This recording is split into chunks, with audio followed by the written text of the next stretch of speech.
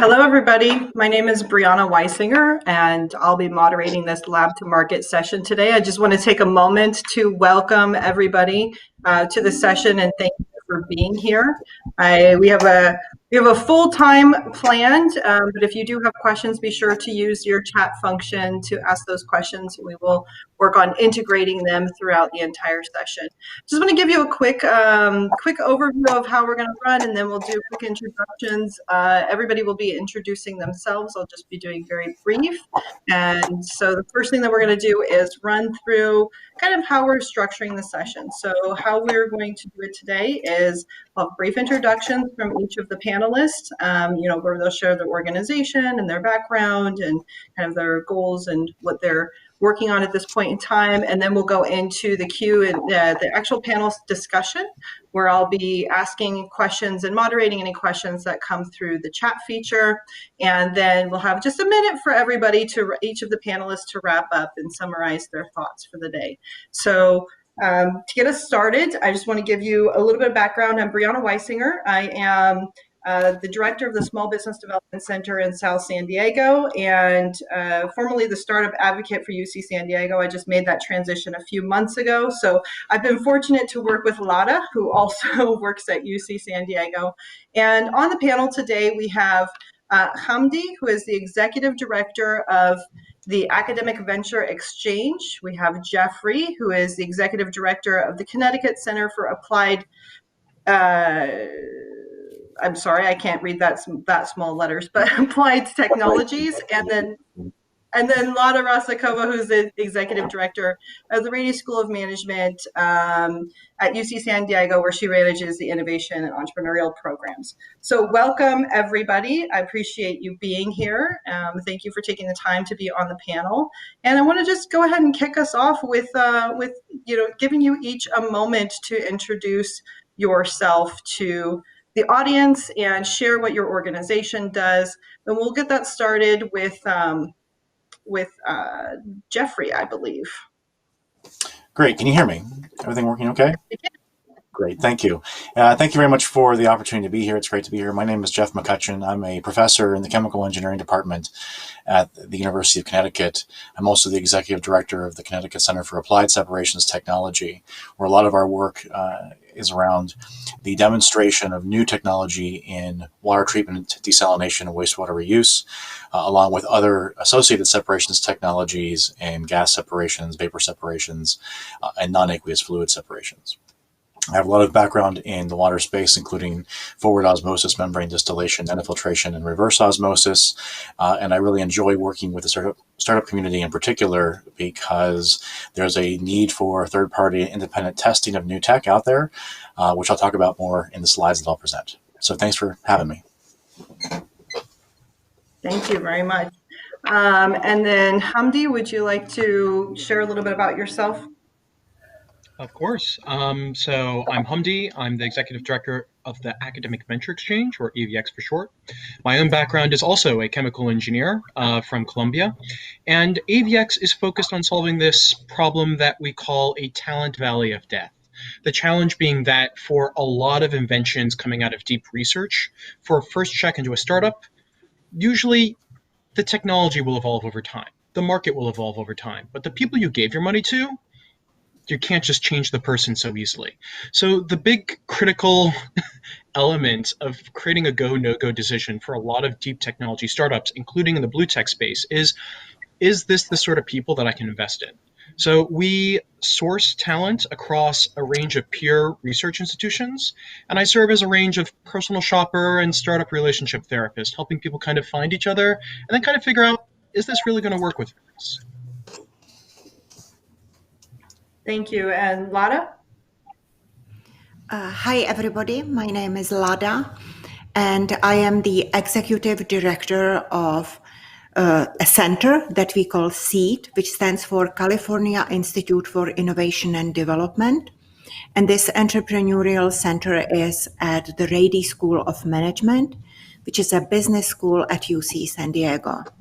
I should say that our school is very much into entrepreneurship. We even have a class, series of 3 courses that we call Lab to Market. which is a required class for all of the MBA students.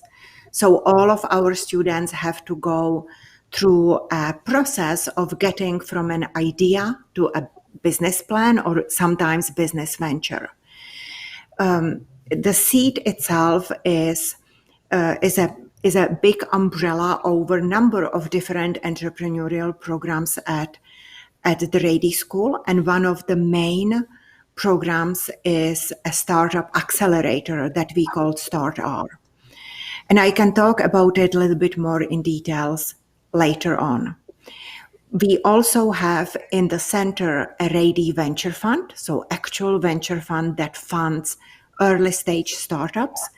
And that venture fund is also a part of another class called Venture Capital Management that our students can take to really get that hands-on experience in doing due diligence and making investment recommendations and then managing portfolio companies. Another part of the center is we run various competitions. One of them is called Triton Innovation Challenge, which is a business plan competition focused on environmental technologies. And that's a competition where we collaborate within the UC San Diego with the Scripps Institution of Oceanography, as well as Jacobs School of Engineering. Thank you, Lada. Now, I understand that we have some slides about your organizations that we want to share, both Jeff and Hamdi. Is that correct?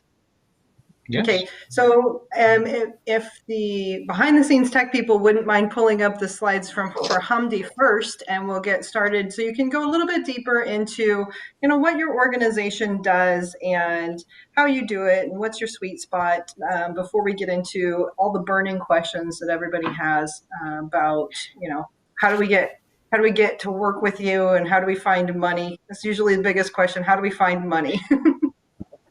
So certainly a very important one. And if I may be a little fun and tongue-in-cheek, last time I had a haircut was actually back in March in San Diego. So it's been a wild ride here. Please do not let my mane distract you. But to remind those who were not here earlier, I am Hamdi and I run the Academic Venture Exchange. So on the next slide, I try to paint a picture as to what we're trying to solve here, which is very much we're focused on research-based startups. So what do I mean in this? Well, in the beginning, in the 1950s, creation of the National Science Foundation kind of happened in the same timeline as the creation of venture capital in America, the American R&D Corporation and the Rockefeller family creating their venture group, which eventually is now called VanRock Ventures. Now, usually for the first check diligence, the investment into a team, there's not much that you have there. You have an idea of what sort of market you want to approach, some technology, some innovation that you think you can bring there as a product or a service. And then ultimately it's the team, it's the talent that delivers that product to the market. Now, why focus on these teams? As I mentioned earlier, markets change drastically. If you want to think of a big example, Uber originally was focused on black car services. And now they're in deliveries, now they're in logistics. The market opportunities can expand, it can change over time. And then startups can pick up an abandoned technology largely in response to market forces. Sometimes you might have something that is great, but you find out 8 years down the road, this doesn't really work out compared to comparable products. Where else can we go? The thing that is hard for investors to change is the people you give your money to. Now, back in the beginning, the whole research program that we have today is very good at training researchers to turn grant dollars into new ideas, not necessarily how to turn a new idea and investment capital into a rapidly growing business. So old school VCs usually have operating partners, entrepreneurs in residence, venture partners who kind of serve as temporary human talent to work with these opportunities. For a lot of the big VC fundraisers of deep technology spinoffs from universities, usually a venture partner becomes an interim CEO for quite some time to lead on the executive and operational development, but it limits what sort of teams can work there. So kind of version 2.0 of trying to bring talent to this network is universities creating mentor, executive, entrepreneur in residence programs. But they all have problems. The three big ones is tech fluencies.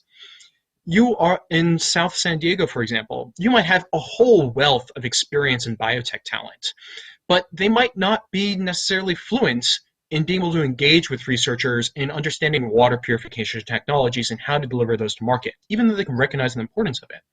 When you filter past that, there's still bottlenecks. You might only find one or two entrepreneurs locally who resonate with a project. And if you don't match up on timing, on vision, on personality, the team never really gels, never really forms, never really gets moving anywhere. And then finally, we prioritize working with tech transfer offices on getting these technologies out, and their priorities is focused on tech transfer. While startups is a big component of that, focusing on developing the teams of a startup is becoming so minute that a lot of offices are just overwhelmed because they're understaffed and overworked as it is. So on the next slide, I kind of quickly summarize a bit of why investors care about this problem. When you speak to VCs in the industry, about 50% of the time, if not more, the bar's in the blue, the team is the make or break decision of a startup. You speak to any investor, you'll say about 10% of the time, it's luck, market timing, probability, some portion on the business model, some portion on the technology itself. But the real big driver is this talent that can push it through? So what does AVX do to do that? On our next slide. We're a consortium of America's preeminent research universities, and we're focused on solving a talent valley of death. The idea is trying to bring fundable talent to work with these deep technology startups to encourage investment, to kind of be the ones willing to go out into this financial valley of death of investments by connecting ventures with entrepreneurs and investors. So on the next slide, you'll have an idea of the range of institutions we work with. We initially started with the Ivy League institutions, plus Stanford and UChicago and Washington University, St. Louis. We're now working with approximately 33 odd universities. I'm waiting for a few other agreements, including a number of partners in the UC ecosystem.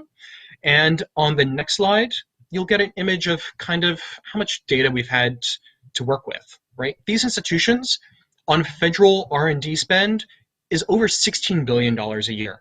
They have over 9,500 plus inventions and patents being filed, over 400 new startups a year being created, over $1 billion in IP revenue coming into these institutions every year. It is a big market and one that could still use help in order to get a better return on that federal R&D investment. So on the next page, I provide a soft outline as to, next slide, of the team that's bringing this to you all. So along with me, I work with my board members consist of the heads of tech transfer at Columbia, Stanford, WashU, St. Louis, and Yale. We're an initiative of the Innovation and Accelerator Foundation. Thus my chair is Jean-Pierre Blockus here. And on the next slide, I have a quick rundown of what the AVX process looks like. Except for this time, I'm willing to get into that later. Instead, I would like to cede the floor to my next panelists. Jeffrey, if you'd like to share your slides, please.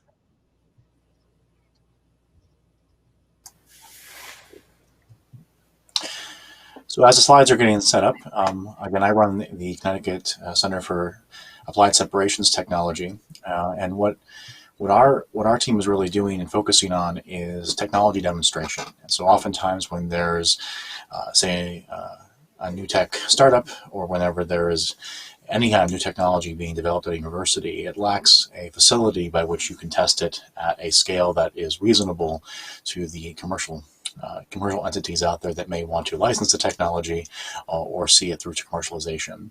So we're funded in part by the Connecticut Department of Economic and Community Development and the University of Connecticut. Next slide, please. So what we're really focused on is to provide contract R&D services that identify energy and cost-efficient solutions in the separation space. And where most of our work is in the water area, because that's obviously where there's a lot of commercial technology out there, and there's a great need for that technology. So there's opportunities to explore where maybe existing platforms might be used in different kinds of water treatment technologies, or what's really exciting is to see new technologies enter the market, but where there might be a need for demonstrating those technologies with a third-party independent observer. Next slide, please. So we really focus on membrane technology. That's where my background and expertise really is. But we're sort of technology agnostic. If you have interesting technologies that might work in the water area that are absorption based or maybe extraction based, we're excited to try those as well. We have a pretty good understanding of the different technology platforms that are out there. We have ceramic membranes in our particular facility, polymeric membranes, both fabrication and characterization. We can test membranes under various conditions, whether it's maybe high temperature, wastewater conditions, explore things like fouling and cleaning options. We even have new capabilities in PPE and mask testing that was brought around by the COVID outbreak, though not necessarily related to water. It does show our ability to pivot quickly into new areas of interest for our clients. Next slide, please. So one of the challenges I think facing the startup community in particular and the water space is the hype cycle. And the hype cycle typically applies to the tech area, but I think if we look at water innovation, we see hype cycles also occur. That's because we get hyped about a particular technology area or a particular technology need, and then that drives funding toward a particular spot. A good example in the water treatment area would be something like graphene membranes or carbon nanotube membranes, overhyped technologies that obviously went through a hype cycle like this, where there's a period of peak inflated expectations after there's some technology trigger. And when that technology fails to deliver, there is a drop-off in visibility of that technology as it enters what's known as the trough of disillusionment. And that's when people have sort of given up on the idea, like, oh, it was overhyped, it's no longer going to make an impact. Slowly, though, these technologies may climb what's called the slope of enlightenment as they get traction, finally identifying where they're most appropriately used, until they reach the plateau of productivity and are finding their commercial foothold. Unfortunately, these hype cycles are all around the water industry because of funding incentivized biases that we all have on our technology. And then action on incentives further drives the hype cycles and worsens the situation. Unfortunately, this leads to prominent failures of water tech companies that can irreparably harm the field, because not only have we diverted funds into technology areas that have no impact or had maybe no reason to exist in the first place, now we've not funded the ideas that maybe could have had more impact. Next slide, please. And so some existing, failures in the water tech space from an academic perspective, which is my perspective. I mentioned already carbon nanotubes, graphene oxide, alcoporin. These are technologies that were funded by the millions or tens of millions of dollars around the world, only to not really see any appreciable change in the way we make membranes today. Could you please click forward? So what we have is the next slide, please. So what we have is, in spite of all these new alternatives to existing membrane technology, we have essentially the same membranes today that we had 40 years ago, with no appreciable change in the chemistry or type of membranes that we used. Those of you who are familiar with forward osmosis, something that I worked on a lot in my early years as a membrane scientist, we had articulated this vision for forward osmosis taking over the reverse osmosis and desalination industries as a low energy, low cost option, an alternative to RO. Please move forward one slide. And the result was that we had numerous FO companies actually failed because it didn't live up to its hype. And a number of academic groups even found ways to publish on the technology as though it really didn't have a good foothold thermodynamically or a reason to exist in the ways that we were originally selling it. Next slide, please. So the value of third-party objective testing is that, we can provide an objective viewpoint that is not, we don't take equity, we don't have a horse in this race, and we can evaluate sort of what the technology will do, and then that can help our clients create marketing around those capabilities. You need to have strong techno-economic assessments of your technology to make sure that you're solving an actual problem, not just having a customer, but make sure you're solving an actual problem. And in the absence of sales and customer testimonials, nothing beats a third-party validation. And you can get feedback to the company, provide marketing materials. We've actually done this for a number of startups. Next slide, please. And I implore you, don't be the next Elizabeth Holmes. Don't be the Elizabeth Holmes of water. This is a good example of where hype really drove money and and authority to a company that wouldn't go through third-party validation. They wouldn't let their technology be kicked around by somebody else. They were very insular in how they did this. If you truly believe in your technology as an entrepreneur, you will let someone else kick the tires for a bit and provide their feedback. If you do not let someone else do that, then you are at risk when you do go to market and you have customers do that and then come back with bad reviews of your technology. So let someone else take a look at that technology. I think that's all I have today. Oh, I think one more slide. I think I might have. Yeah, that's okay. That's okay. Here's my contact information if you want to contact us about what we're doing, or Dr. Sean Young, who is our Director of Business Development. We're also going to be hosting probably some virtual meetings around separations technology. We had a great workshop last fall. We're going to replicate it again this fall. We had 60 companies come to UConn to look at our lab and present on their work in separations technology. Be on the lookout for some of our advertisement around this later in 2021. Thank you. Thank you, Jeff. And then Lada, if you would mind sharing a little bit more in depth about what you do at SEED and how you work with the faculty and student entrepreneurs that are in the School of Business and across the entire university. I know you serve alumni as well. And kind of walk us through some of your processes. That would be wonderful. Yeah, let me do it. Let me give you an example how startup could, come to the Rady school, or a student that has an interested in entrepreneurship and wants to develop a startup and how it can happen. So as I said, Rady School of Management has a class called Lab to Market, which is required for every MBA student. In this class, the students come up with an idea. So they spend their first quarter kicking around ideas. Next quarter, they spend on evaluating the unmet need, the market, the customer. And the last quarter, they spend on developing of more in-depth business plan, or how do you get that idea to market. Those ideas can come from anywhere. They can come from the university, so for example, from a research lab at a university, but they can also come from outside of university or from any other place. So once a student finishes the Lab to Market class, then some of them want to continue and actually try their luck at startup. So what we offer them is, they can apply to an accelerator at the Rady School called Start Our Accelerator. We have different tracks of these accelerators, currently 5 different tracks. One track is mainly for the MBA students and alums, because you can enter this accelerator after you graduate. Then another track is called Start Our Impact, which is for idea that also have some social and societal impact in addition to developing a business. Another track is called Start Our Inclusion, which is specifically for underrepresented founders. Another track is Start Our Veteran, which is open to anybody who is a veteran. And we also have a track that we call Start Our Teen, which is where we work with high school students.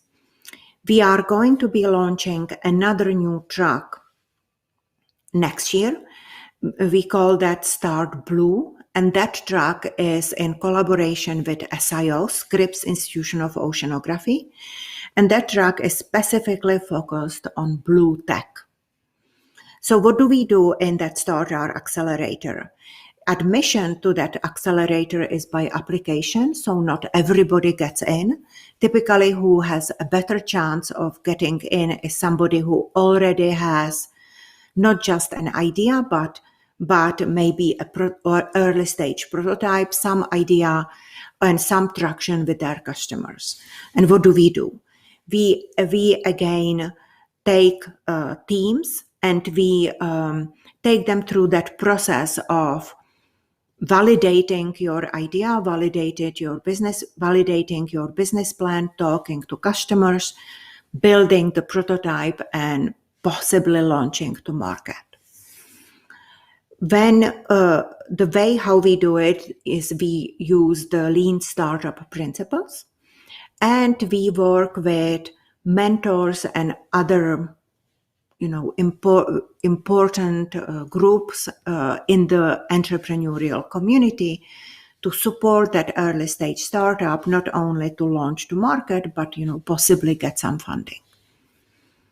In terms of funding, we introduce the startup to investors, both to angel investors and to VCs, and the startups can also launch and then pitch to the Rady Venture Fund, which is the fund that is associated with Seed and the Rady School of Management.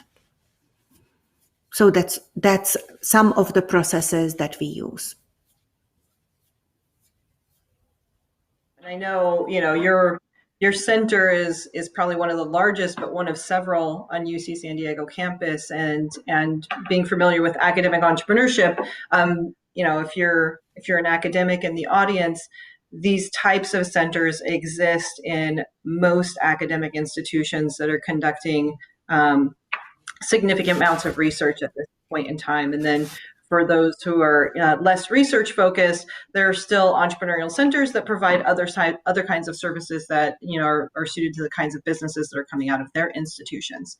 So appreciate all of you sharing more about your organizations and what you're doing. I think we have about, let's see, the time clock disappeared on me, but I think we have about 20 minutes left. And I'd like to we have 15 minutes left. I'd like to jump into some of the questions that we have.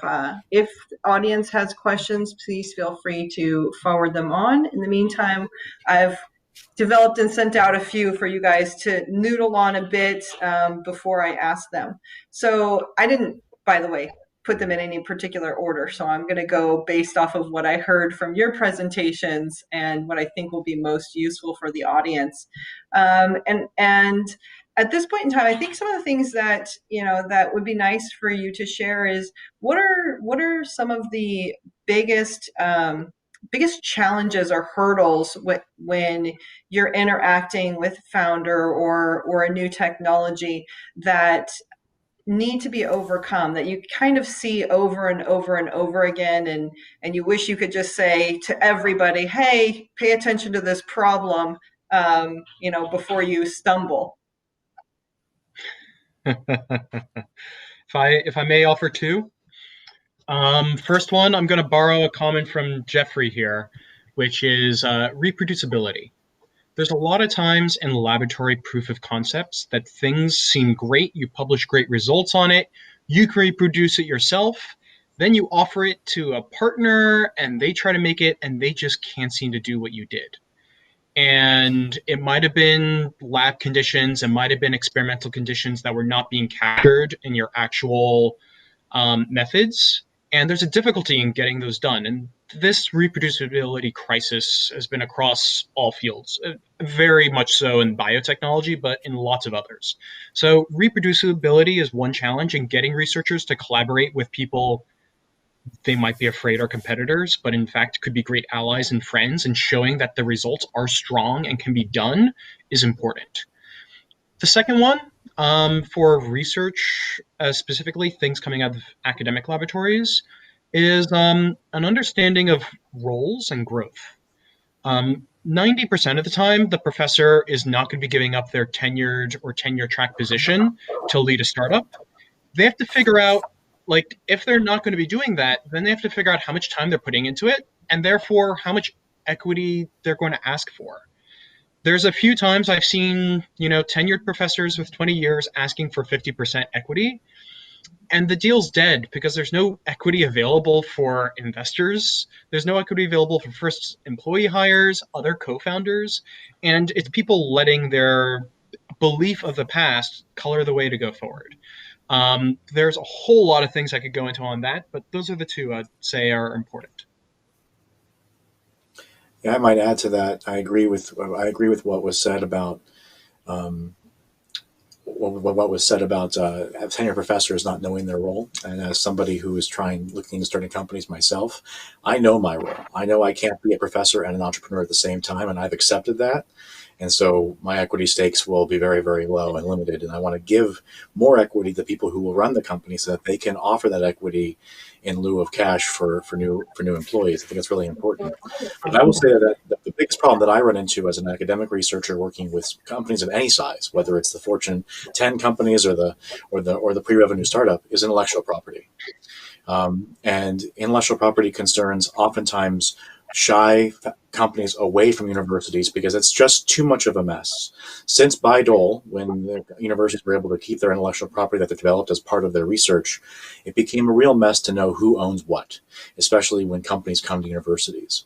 I just got off the phone earlier this morning with a European research organization in membrane science that actually offers direct assignment for all intellectual property developed at their research center to the company that sponsored it.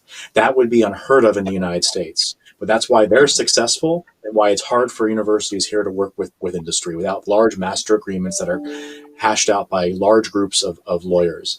We have to get over this intellectual property issue. And I feel that universities should be much more giving when it comes to intellectual property that's sponsored by industry. And I think that would break down a lot of barriers that industry currently has to working with the academic community.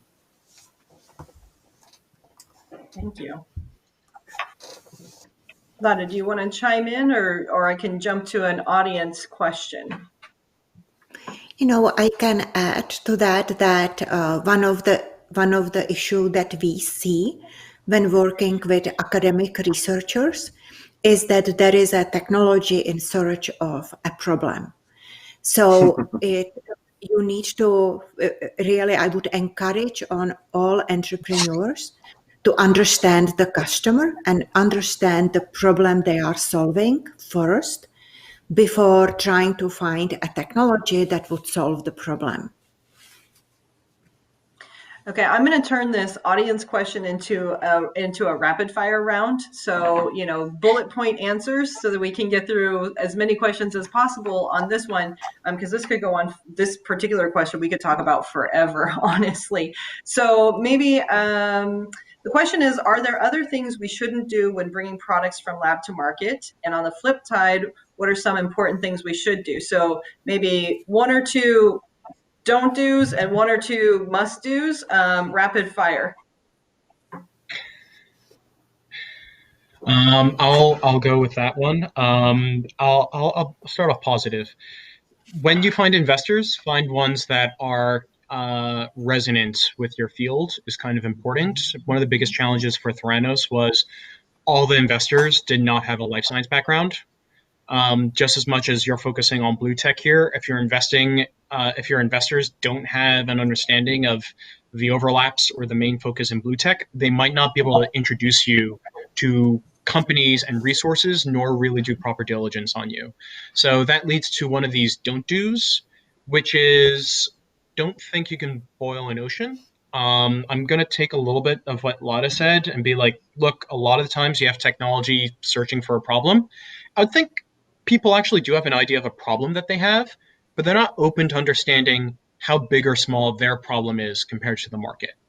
You should not keep your blinders on so tight that you don't kind of see the cross impacts of what you're developing with your technology to build a venture, because you might find a bigger problem, quote unquote, next door that could actually be great for this. Or you might find out that your technology is so small that while it's the focus of your world, there's not many customers in that world. Yeah, I think I'll also add to that. One thing everybody should do is have a clear understanding of the state of the art that they're going up against. Are they going into a red ocean, so to speak, which is a competitive field? If they're going to come up with a new reverse osmosis membrane, well, you better know the big players and what they do, and understand that it's a commoditized industry. And how are you going to really make an impact there? And I'll also tell something that people should do, which is keep in mind that thermodynamics is real. And that there's no such thing as a free lunch.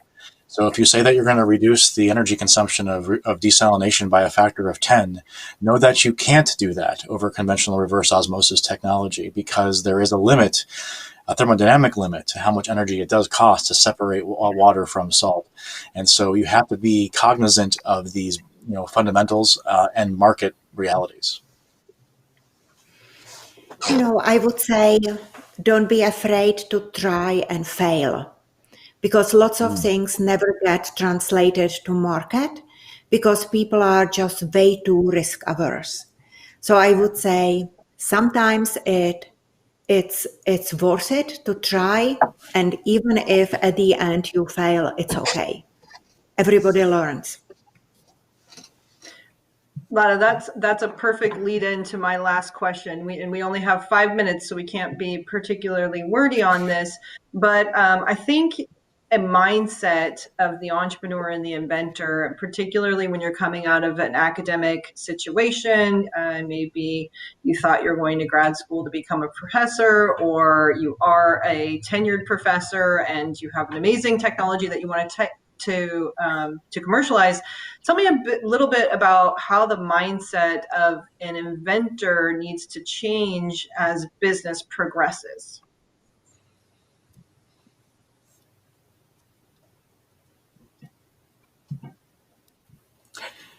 I think from my perspective as an academic, sorry, go ahead, please.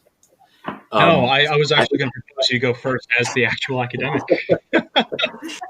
So I've never been involved directly in an entrepreneurial pursuit, though I have been involved in patenting that was ultimately licensed by companies. I think what you need as an academic who wants to stay an academic and not leave the university to be an entrepreneur is that you have to have a detachment from your technology. It's like an artist. When you sell your painting, you no longer have your painting. Like, it's kind of the same way. It's like you have to detach yourself and give it to somebody else to run with and trust them and provide advisement when you can and in the capacity that you're supposed to. But you have to be able to change from the mindset that I'm going to publish in Science and Nature and all these really fancy journals to no, someone else is going to take this idea and they're going to make it into a product and sell it. And so that's a major shift for academics and they struggle with that. It's like seeing one of their children leave the nest, and they don't have a control over it because they've given up that control. Lada, I'm going to direct this question to you because I know that you're an academic and an entrepreneur, and you've recently been very successful at raising funding for your company. So you've walked that line personally. Would you mind sharing a little bit? Yeah, that's true. I should say that I come from industry. So before joining the Rady School of Management, I was in biotech and pharma industry. I spent more than 20 years in there.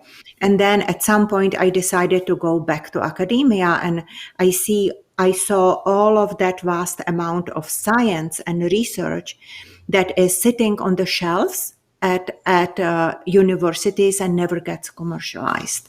So at some point I also came across a technology in the microbiome space, and I decided this technology needs to be spun out into a startup. So I also started to work on that, in collaboration with a team that actually did the actual work. And eventually, this company went through all of the development pains and all of the struggles, including, raising funding. And very recently we were successful in raising Series A. Great. And if I can close up on this thread and actually grab this virtual question, there's kind of like 2 or 3 phenotypes of startup leaders. Now I'm going to pull it to researchers. It's kind of early stage. These are the ones that kind of hunt problems. They're the truffle pig sort of startup leaders. They like working with a small team. They'll find the great element. You can think of the other extreme of new company leaders are the ones that can take things to a public market, actually have that executive composure and mindset of running a massive organization and a massive structure. And then sometimes some people say there's a specific phenotype of one who transitions from the small state to the large state. And the thing is, people go through that sort of phenotype all the time. My recommendation to innovators and inventors coming out of universities is understand that the team is bigger than you. And if you don't believe me, go to the lab next door and say, if you build me a car, I will buy it from you. You're not going to. So why is someone going to buy your energy technology out of your lab immediately? It's not quite ready. You're not Ford, you're not Tesla with having all these resources already amassed to build this sort of product. You have a proof of concept, you have an idea of it. And for those of you who are looking for investors in these environments of how to get that transitioning, the one phrase you're always going to hear is warm introductions. Look into your network, see who you know. If you want to find databases of the Thank you. If you're looking for investors who are in that ecosystem, there's various platforms out there. One by Hello Tomorrow, there's Signal FX, there's PitchBook, where you can find investors. And then look on LinkedIn, see who you might be connected to directly or by second degree, and see if you can find introduction. See if your thesis matches up with their investment thesis. Thank you. And we just have about 30 seconds left. So I want to take a moment to thank all of the panelists. I want to encourage the audience to continue the conversation. And there are so many ways to connect with each of our panelists. If you were interested in something that they said, or you have another follow-up question, I encourage you to go to LinkedIn. You're entrepreneurs, which means you should be very creative in the way that you get access to people. And I encourage you to use that creativity, both to find investors and to connect with the knowledgeable people around you that can help support your businesses grow. So thank you, everyone, and have a wonderful day. Take care. Thank you.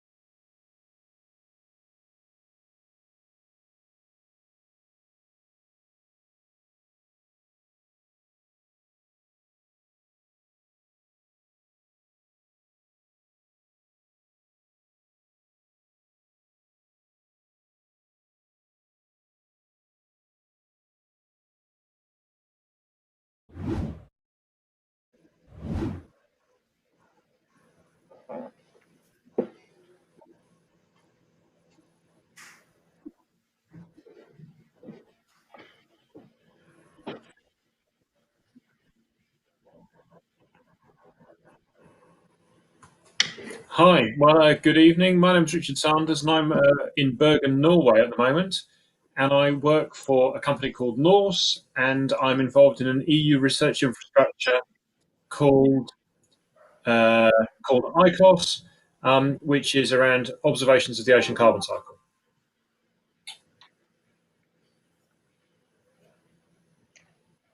Then I will introduce myself as well. My name is Hanneke Schuurmans. I work for HaskoningDHV. I'm based in the Netherlands, so very happy to be in this call with all the experts. All right, I'm Phil Monbet, so I'm based in France, and I represent a sea innovation cluster called Pôle Bretagne Atlantique. Hi there. My name is JP. I'm working for Abyssal, a software company working on the visualization simulation part of the subsea, and I'm calling from Portugal. Hi, my name is Pablo Calabuig, and I am the CEO of a software and analytics company that helps utilities unlock value out of their data. I'm based out of New York City. We're a Spanish company, and we're happy to be here as well.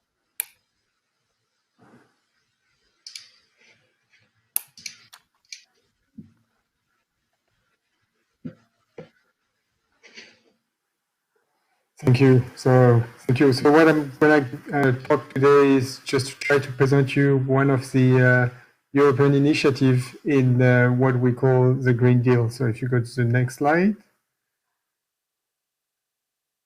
So the idea is to try to bring you an example of what's gonna the European Commission bring on the digital ocean twin. So before to do that, I'm gonna present just a framework. So to tell you a bit more about the Green Deal. So the Green Deal is for Europe, the new growth strategy with one ambition and two concrete actions. So the first ambition is and we have the ambition in Europe to be the first climate neutral continent by 2050. And for that, we have two concrete actions. One is just to provide the money, a just transition fund, to do that, and also to deliver through a sustainable European investment plan on a long-term view with more than €1 trillion. And in this Green Deal framework, the impact are expected on, of course, job, but also a cleaner environment and a better quality of life for European citizens. So how to do that, and how I'm going to bring or go to the ocean digital twin is the Commission brings on the table some what we call European call of tenders. And the first one is really dedicated to building a low carbon and climate resilient future. So next slide. So where this ocean digital twin call of tender lie, there are enough areas we want to tackle. I'm not going to enter in detail of each of them, but we actually need to improve the knowledge for this European Green Deal. And so even if we know a lot on the ocean, we don't know much, and we can still learn better. So the first goal, or this goal, which is open right now, and the application are expected in January, is it's called Transparent and Accessible Seas and Ocean towards the digital twin of the ocean. So the European Commission will bring €2 million with the aim of bringing together better knowledge, innovative solution, mobilize world-class capacities. We're talking about laboratories, universities, and European assets that could be on which we can capitalize to apply for this goal and deliver this new product that should help decision maker to better understand the role of the ocean. Next slide. So the main challenge is really, as I said, to integrate the European assets related to the sea and ocean. The Commission has funded for the last decades, or for a few decades now, different programs. For example, Copernicus, that is the Earth Observation Program, or EMODNET, that is the European Marine Observation for data and data network. And on the other side, the Commission also funded some cloud capacity or high computing capacities. And the idea is just to try to bring that together to be able to apply for this goal and to provide really a high resolution and multidimensional real-time ocean description. This should bring two dimension. Of course, this subject or this digital twin will be multidisciplinary, but it will be also a matter of taking into account all the economic and socioeconomic impact at the sea. Next slide, please. So the content that is expected from this call is that this digital twin will be multivariable and multidimensional, of course. Geographical parameters should stand from estuaries to open ocean, and of course from top to bottom in the ocean, and be potentially used in time and space. That's the aim, and it should be able to integrate different data from different platforms, what we call fixed platform like buoys, but also from gliders and other AUV or stuff like this, so mobile platform. It should, of course, is up to date with the standard of the new policies in terms of data, some sort of open data that are produced by institutional or public entities from Europe, and also be able to integrate or to be interfaced with big data, marine analytics, and artificial intelligence. And on top of that, would be able, and that's the main thing, to forecast some use cases and to be able to help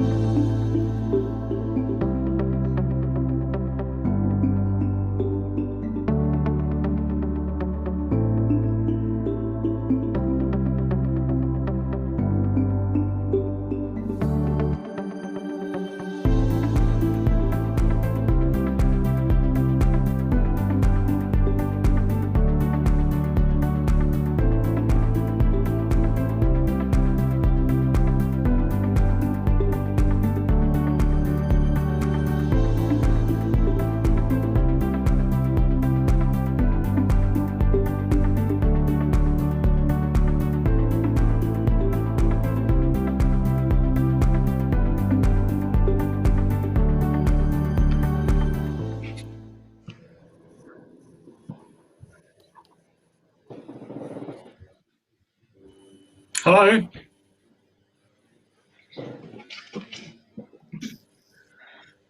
Can you hear me?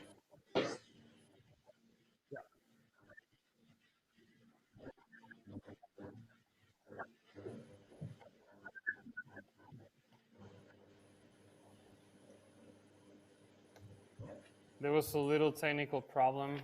We are resuming the session now.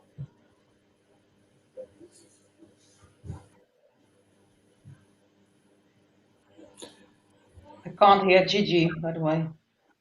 So shall I go next? I was on the list after Phil, I think. Okay. We got Phil back. Sorry, I don't know what happened. My apologies, I didn't touch any button. Please, sorry. So I guess the digital twin Earth isn't functioning so well, but there we are. Yeah. Gigi, Gigi, Did you get a bit of it or just a flavor? I got pretty much all of it.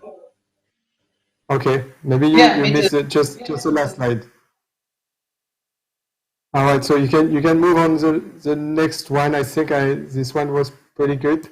So just on the impact. So it's really the aim is really to increase the knowledge and capabilities for ocean forecasting. That's the main thing, is to be able to have a tool to make sure that we can implement some science-driven policies and improve the way we manage the regular policies, including the role of ocean. And we also want to move towards a European ocean observing system. Today, we really have different bits, different bricks everywhere funded by the Commission and the different countries, but we don't have something that brings everything together.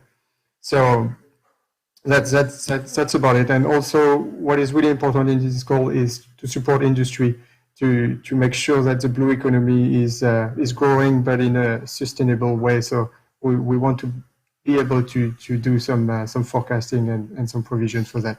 And the last thing is really to increase the citizen engagement, make sure that everybody understand and have a good view of what the ocean does for us. Can everyone hear me now? Yes. Yep. Yes. Yes. Good. Okay, well, sorry for all the audio problems, everyone. My name is Gigi Karmous-Edwards. I'm the moderator for the session, and we just heard from Phil Monbet, which gave a great talk about this new EU call on digital twins.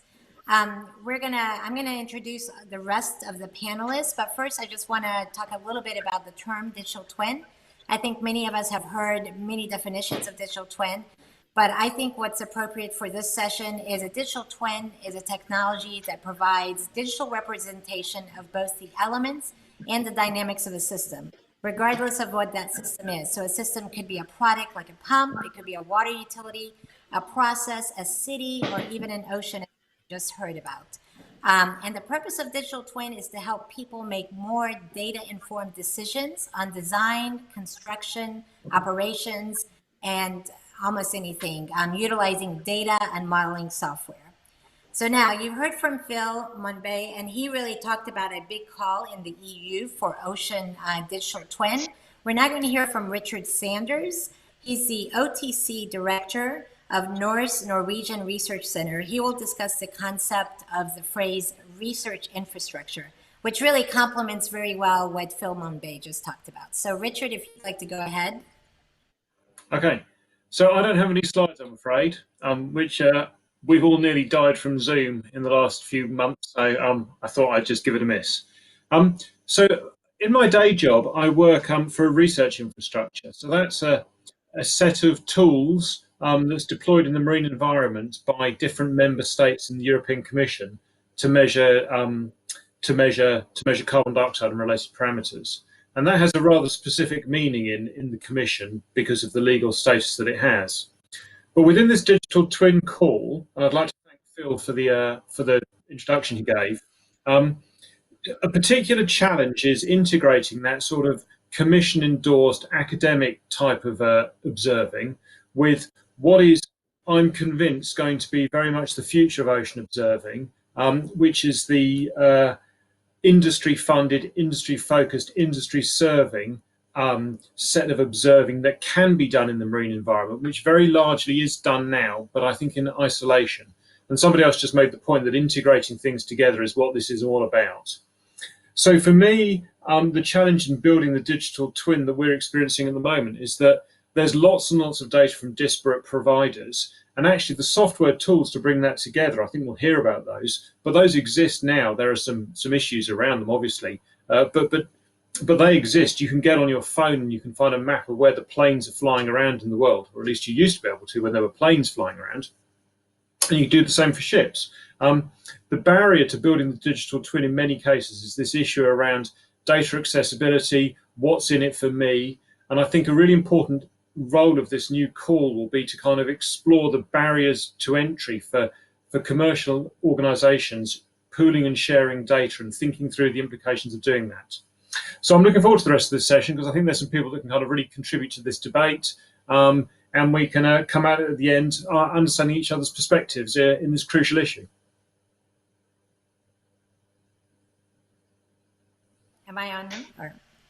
Thank you so much, Richard. That was excellent. It's exactly the information we needed to hear. Next, we're going to hear from JP Ferreira. He's head of business development of Abyssal. Abyssal is really a software company that provides cutting-edge 3D visualization, simulation, and digitalization capabilities for subsea operations. JP will discuss the role that his company's software plays in developing digital twins of the ocean for the oil and gas, but also for other sectors as well. So JP, if you'd like to take it away now, thank you. Thank you. Thank you so much. It's a pleasure to be here. And I'll talk a bit on how we see unmanned and remote operations to be a key driver to achieve sustainable blue economy. And what is the role of digital twins in this? Next slide, please. So we started in 2012 with a specific challenge, which is to make ROV operations more efficient and safer. Next slide. The main challenges of these operations are the lack of visibility and lack of spatial awareness, because this is subsea. Next slide. To solve that, we created a technology platform to support the development of multiple solutions. And forgive me, but I'm jumping through slides because I'm going to show you also some videos that explain better than I do. Next slide, please. We were able to work closely with many partners and clients to create a digital twin and ecosystem of products that you will see in the next video. Next slide, please. You can play the video. The digital twin is a virtual model representation that allows data analysis and system monitoring to streamline operations and generate actionable intelligence. By pairing the physical and virtual world, the Abyssal platform integrates an ecosystem of applications. It combines data and intelligence to represent the structure, context, and behavior of its physical counterpart. All Abyssal applications are connected through a cloud infrastructure that reads and integrates relevant data such as imagery, 3D models, survey information, and documentation from third-party systems. All data is kept securely in the Abyssal cloud and is accessible to all platform applications. The Abyssal Designer provides engineers with an enhanced 3D digital view, accurate GIS positioning, and contextualized data of the subsea environment. Teams can collaborate in the 3D field layout design, perform accurate feasibility studies, and reliable risk assessments. All data generated in the Designer is securely synchronized and correlated with the digital twin. The asset geometry data, physical and environmental properties available on the platform allow the creation of realistic simulations. The Abyssal Simulator is a 3D rendering engine with accurate physics simulation models. Virtual scenarios are driven by integrating real-world information. Engineers can perform virtual system integration testing while planning procedures, assessing the feasibility of subsea tooling tasks, performing accessibility and maneuverability studies, executing constructability reviews, and identifying opportunities for increased efficiency. Operation planning teams no longer need to execute these tasks on the field, drastically reducing cost, time, and risk.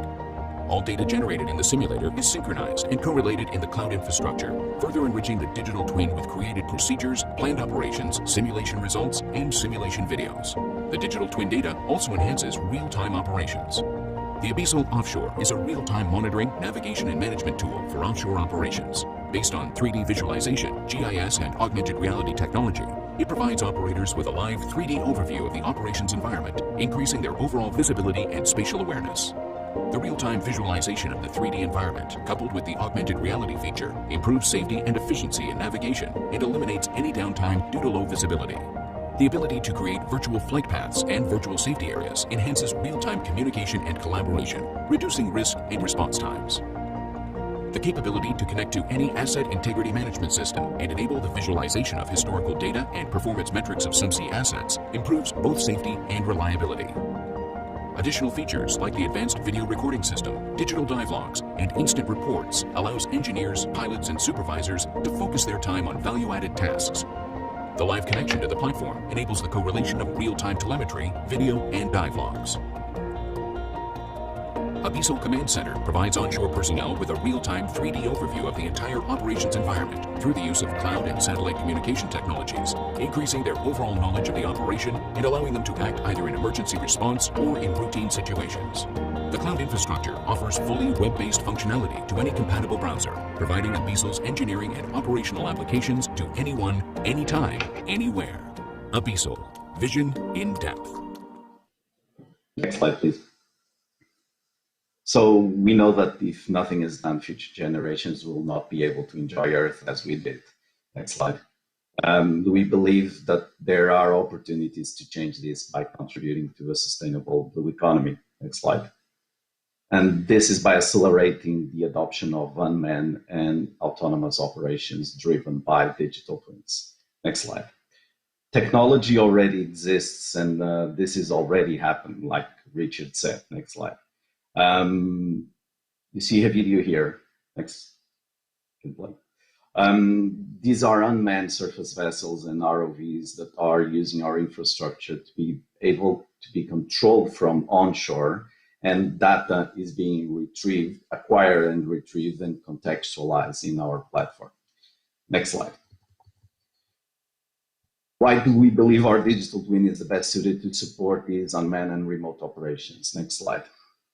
For one, is because sea is larger than land and most of it is remote, so you need a system like this, and most of it is not visible and it's naturally 3D. Next slide. And also because we built our platform with the operations in mind. And that means that we build it to be able to continuously increase visibility, increase thinking capabilities, and also increase doing capabilities. And I'm going to jump to the next slides because we have a limit in terms of time. Next slide. So these are some of the examples of thinking dimension, doing dimension, which is the next slide, which is important, which is retrieving all the data that can be contextualized in the digital twin and then be able to learn from that data through machine learning and produce AIs to solve specific problems. We believe that the traditional measures of defining what is good for business are simply the outcome of focus on sustainable activities. Thank you so much. Thank you so much, JP. We're going to quickly move to Hanneke Schuurmans, and she is going to talk a little bit about digital twins and their role in business continuity, risk assessment in the case of extreme weather events, and taking, for example, cities and floods into perspective with digital twins. So go ahead, Hanneke. Thank you. Yeah, thank you, Gigi, for the introduction. So the subtitle of my slides is Understand Better, Act Faster, and Be Resilient. And that's, I think, exactly where digital twins can help us. Next slide, please. So to introduce HaskoningDHV very briefly, we're a privately owned company based in the Netherlands, but operational internationally, with 140 years of history in the engineering domain. And digital twins are an organization-wide growth team. Next, please. Here you see the key markets we are active in, which goes from industry, water, urban spaces, but also to maritime and aviation. Next, please. So Gigi already said very well, what are digital twins? Next, please. You can click, I think, 2 or 3 times. It's because that's, of course, a topic we are discussing about. Now, how do we see digital twins? Digital twins have the potential to radically transform the way we think and operate as a society, providing the insights and the agility, I think, needed to turn a reactive decision-making into a proactive problem-solving. And data is key in this process, as well as models, not to mirror the situation of today, but moreover to predict what will happen. And that helps us to understand what happens when we make changes in the physical environment or in the processes in such a way that we can make decisions much better, but also much faster. Next one, please. So let me show you how this could work for a natural hazard like floods. Next one, please. So due to climate change, we are faced with more frequent and more severe weather events, and heat, droughts, bushfires on one hand, and on the other hand, more extreme rainfall intensities, hurricanes leading to floods. Next one, please. And also the increased urbanization, the impact of these severe weather events has increased. And last year, the weather-related events led to 166 billion losses. Next one. And moreover, these natural hazards impact businesses and people's health and safety. And processes have become very, very vulnerable to even smaller disturbances. And I think the COVID is showing that such things can have worldwide impact. Next, please. So digital twins allows us to build information service that enables us to act much faster upon hazards, both in real time, for example, by the example shown on the right-hand side, where you can see the streets of London, which are accessible and which are not, but also in the long-term decision-making. So on the lower left, there's an example of the harbour of Rotterdam, where they need to make investment decisions for flood protection measures. Next one, please. And again, accurate data and models are key in this process. And for example, if we combine LiDAR data with state-of-the-art hydrodynamic models and rainfall intensity maps, we can deliver these kind of flood maps. Next one, please. This is an example of the city where I live, in Amersfoort. Next one, please. I think this is also key. The digital twins allow us to interact with the stakeholders, with the public domain, but also private domain sectors. So insurers, but also the city councils. Next one, please. So I'm looking forward very much to the discussion because I think the benefits of digital twins are huge. However, we have also to consider the challenges that we are facing. On one hand, from data and technology aspects, security, privacy, the data quality needed, but also people and culture, and problem versus tech driven. That's where I wanted to stop because I want to have some time for the discussion as well. Thank you very much. Thank you so much, Hanneke. That was an excellent presentation. I think finally we're going to go to Pablo Calabuig. He is the CEO of GoAigua North America.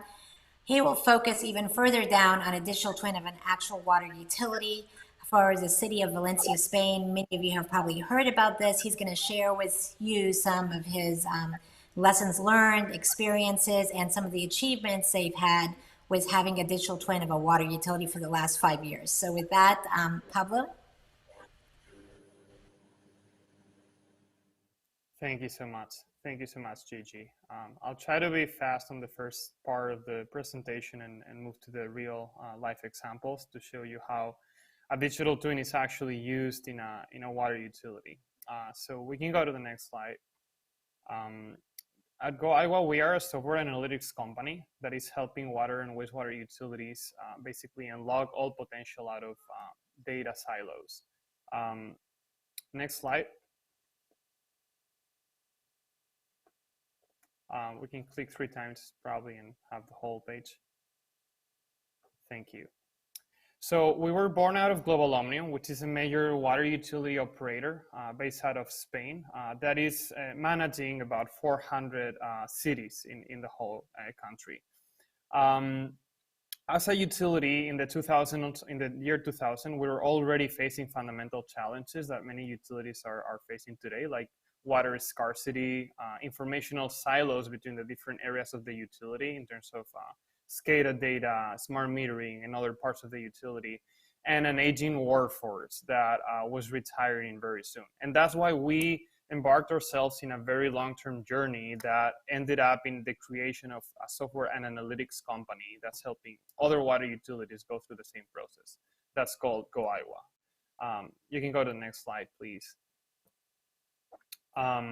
Today we're going to talk about the example of the city of Valencia, which is a city that has about 1.7 million people, including the metropolitan area, and how from GoAigua we implemented the digital twin in the entire city water system, including not only the integration of SCADA data, but also smart metering, GIS, ERP, and many other systems that integrate in just one place and help the actual utility operators proactively detect invisible leaks in the system, automate the operations to optimize energy, integrate data from smart metering to actually optimize their revenues, and actually be very much in control of the entire utility. Next slide. The digital twin, what it's actually doing is it's integrating all this information into just one data core that actually plays a lot of analytics to cleanse this data in real time, and then applies hydraulic modeling and artificial intelligence so that operators can actually have this virtual model to do any what if scenario, to play with it, to be in control really of the entire system at a large level. Next slide. So what is this digital twin really used by these utility operators in their day-to-day operations? No? So first of all, in the next slide, we can see the first example. So with a bunch of sensors in the entire system, we have about 100 sensors, but we have more than 15,000 individual nodes. The utility operators can see in real time, every 15, 20 to 30 seconds, exactly what is the pressure, what is the flow, what is the water quality in every single point of the water system without the need of having a sensor there.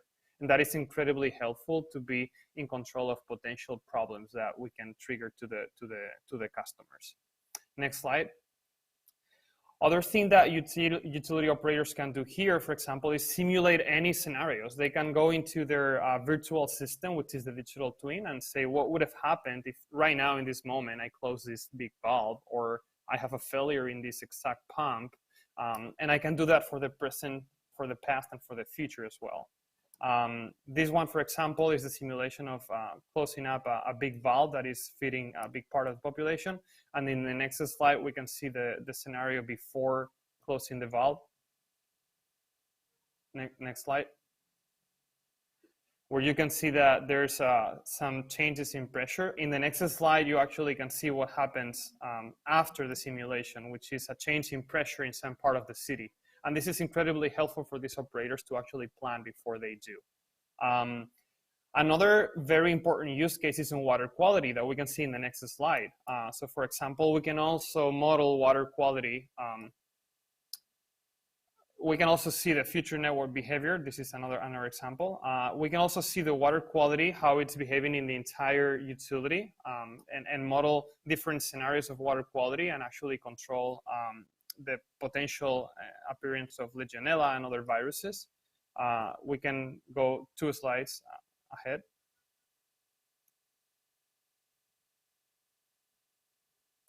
And one more. And for example, another thing that we're doing is the automation of pumping schedules. We have many of the pumps, we have them in automatic to actually save as much energy and price to the utility operations. So that's another very important use case. Next slide. And as a conclusion, just very importantly, digital twin at the end is something that utility operators are using to constantly improve the operation, to gain resiliency, to be more environmentally friendly, and to constantly be in control of what they are doing in the entire system. Thank you so much. Excellent. Well, thank you so much, Pablo. That was an excellent presentation. And it was really nice to hear from all of you, because there you could see there's many different levels of digital twin. We just have about 5 minutes left for some questions. I'd like to ask Phil, since Phil, we accidentally cut you off due to that technical difficulty. But what would be the main asset from the European Commission to really see success in this initiative, in your opinion? I would say, and I think I mentioned it already in my talk, but I would say the Copernicus program would be one of the assets, and probably the main one, because for different reasons. First, it provides data on an everyday basis on a large scale area, and this data are from satellite, but also from in situ, from the ocean itself. So that would be probably one thing that needs to be used for this application. That would be the main asset. Maybe if I can add that, of course, other countries that are not part from the European Commission are not able to apply for this call, but I'm sure they could be associated to the call as strategic partner if needed. Excellent. That sounds good, and it does make a lot of sense. That's a completely important part. Richard, how about, how can research infrastructure really help? What does success look like, in your opinion, based on what you were talking about? So the way I see this is that most data that's collected in the marine environment is probably collected by commercial companies. And that's really quite invisible to the academic sector. And, most of the decision making around what you do in the marine environment is made by commercial companies as well. And so I think my perception is that the really big challenge is uncovering the barriers to pooling data so that we can kind of work out how to, if we pool our information, we can all make better decisions. So why don't we just do it? And I'm not sure what the answer is, but I think we have to kind of uncover the barrier. I agree. And jump over it. I mean, we've talked a lot about the barriers of finding the types of information that we're going to need for our digital twin, but there's even further barriers. I know that Pablo, in the water utility, you probably have referenced this, but there's still challenges, even if there exists data with one company, like one utility, in different systems, you could have a really difficult time integrating those data sets due to normalization of data or unique user ID of different assets. So there are so many barriers of data. How do we start to break this down? You're talking about big oceans. You probably have the most experience right now with the oceans and actually taking data that exists already and applying it very carefully in some of your applications. What have you done with some of these data barriers? JP, can you hear me?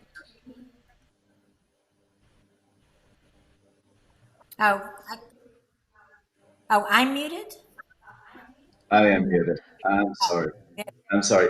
So yeah, it's what you said is absolutely the truth. Meaning that, for example, in a project with for oil and gas, if you talk about brownfields, you have to collect data to build the representation of that specific field. Then the data is distributed, is scattered through several systems.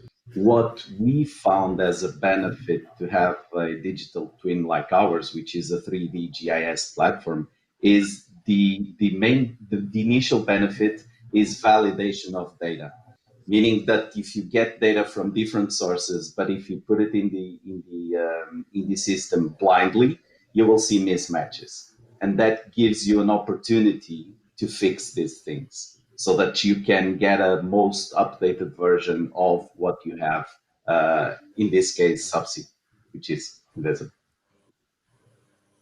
Excellent, thank you. And Hanneke, I'd like to ask you a question that came from the audience.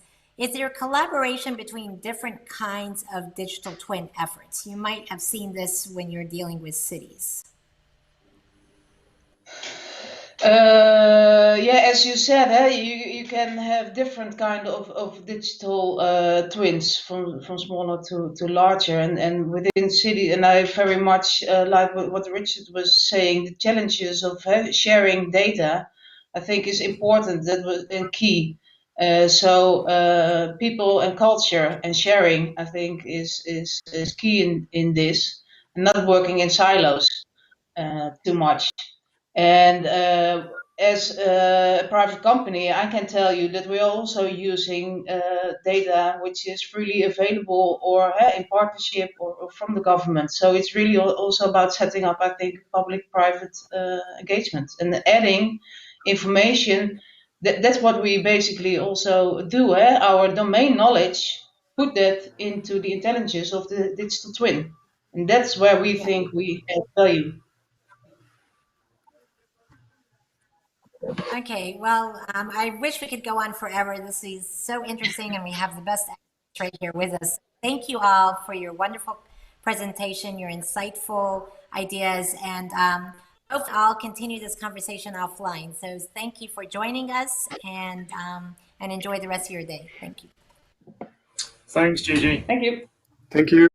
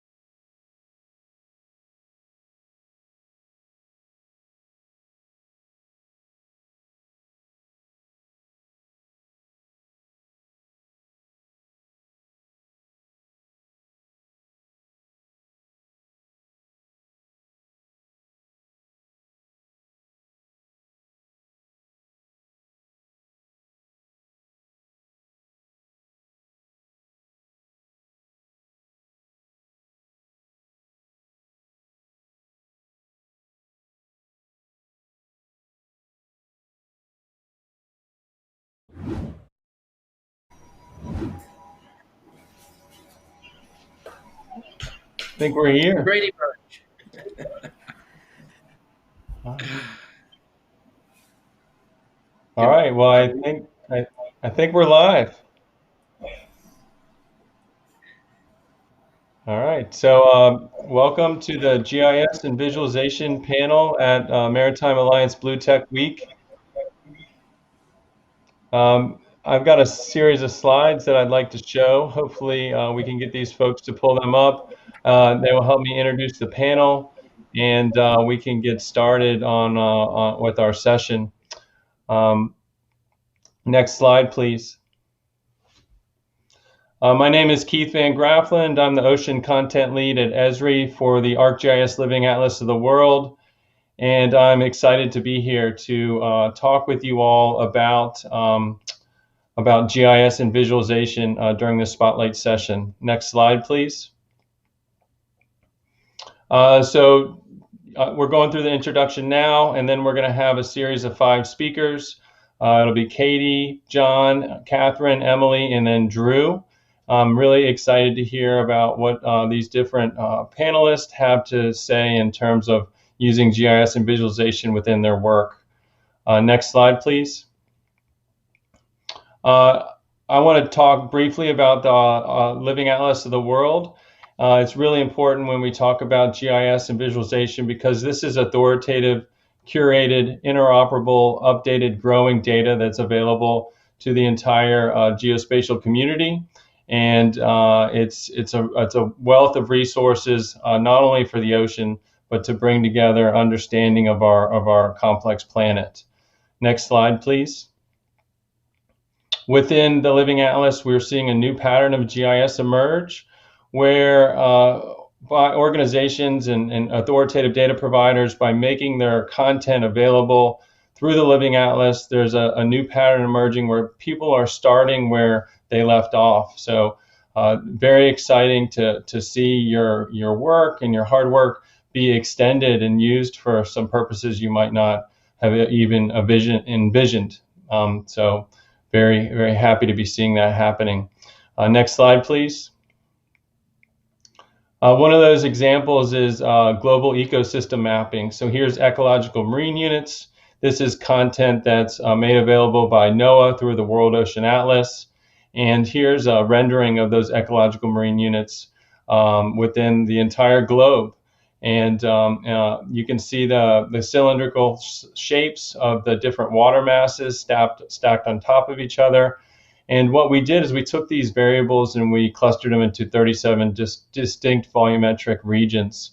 And that's what the color coding is of those cylinder disk. And then they were classified using CMEX classifications. Next slide, please. Another example of this is ocean health scores. So the Ocean Health Index is a cumulative global ocean health index that gives you scores for each country in the world going back to 2012. So here in this graphic, we have a dashboard that's been put together that leverages the content that was made available by Conservation International. And it gives the ability to granularly look at the different metrics within each country's exclusive economic zone and understand where they may be increasing or decreasing over the since 2012 and where areas of concern might be popping up. So it's really important to have these metrics as we go into this decade of ocean science and to understand how things are trending and changing over time. So it's really intended to help countries understand and act. Next slide, please. And here's an exciting project that we've been working on as well with GeoBlue Planet in the United Nations Environmental Program to 4 SDGs in particular for Sustainable Development Goal 14.1, where we're working to quantify the eutrophication within each country's exclusive economic zone going back to 2005, and looking at trends and then looking at how often these eutrophication or algal bloom events are occurring. We're doing this using satellite observation of chlorophyll A as a proxy to determine eutrophication. So these are really just scratching at the surface of how we're using this great content that comes from the community at Esri to do GIS and visualization. And I'm really looking forward to hearing from the rest of the panel about how they're doing similar type of work within their respective companies. So with that, I will turn it over to Katie Kennedy and let her talk about the work that they're doing at Orca Maritime and how that relates to the ocean and how GIS and visualization is being used at her organization. So over to you, Katie. Thanks for being here. Thank you for having me. I'm super excited to be able to show you guys what we've been working on for the past couple of years I've been at Orca Maritime. So my name is Katie Kennedy, and I'm going to present to you guys our dump site remediation project. Next slide, please. So Orca Maritime is a cutting-edge underwater services company that optimizes the use of unmanned systems and GIS software to create a unique, layered view of the seabed. With a passion for the protection and sustainment of our oceans, we provide services that complement the efforts of environmental stakeholders and assist them in making informed decisions. So Orca Maritime utilizes AUVs and ROVs. AUVs are autonomous underwater vehicles that collect bathymetry and side-scan sonar data, and ROVs are remotely operated vehicles that we just strap a GoPro to and take videos of seafloor objects. Next slide, please. Using a centralized data repository for storage and visualization allows for thorough contact management, trend analysis, and ultimately site management. So this slide here, this picture under the slide, is an example of side-scan sonar that Orca Maritime has collected and has used to collaborate with partners interested in monitoring and managing San Diego's bay and coast. So we have a pretty good filled-in side-scan sonar of the bay, of San Diego Bay, and in some spots off the coast of San Diego. Next slide, please. So while testing our AUV, autonomous underwater vehicle, off the coast of San Diego, we happened to find a dump site. So we worked on offshore site cleanup and remediation in the past, and are still interested in monitoring this site to aid in any future cleanup efforts. So that's where the site is located off the coast of San Diego in that map inlay, and then that's what barrels look like in side-scan sonar. Next slide, please. So we have been working on implementing the most useful visualization techniques to best inform and advise future cleanup efforts. So here we have a 2D side-scan sonar layer and a bathymetry layer, and it's kind of hard to see in this slide, but the barrel field is visible. Next slide, please. So after we process the 2D side scan sonar and bathy data, we can overlay the 2D side scan on top of the bathy to create a 3D side scan sonar layer. Next slide, please. So this is a side view of the 3D side scan sonar layer. You can see the scouring where the barrels are, and mounds or elevation where the mounds are. Next slide, please.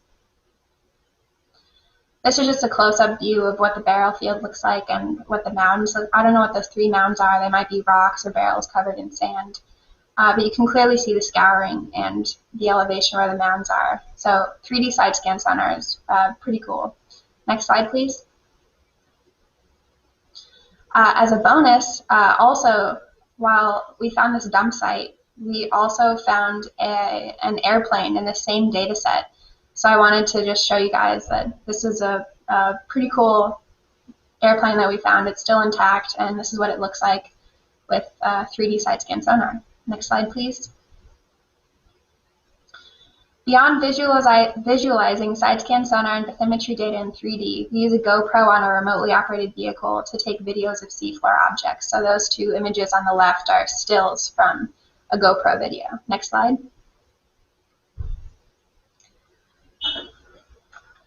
"3D models give us a better idea of what's down there and what we're dealing with. Being able to manipulate the model by zooming in and rotating it around will let any potential cleanup crew see where holes are and if there are any writing or symbols on the side. Having the most information available is of great aid when working in deep water. In this case, the depth is only about 60 meters, but there are other dump sites located in hundreds of meters of water. Knowing the exact features of each barrel could be crucial in saving time and effort and in avoiding mistakes, especially in deep water.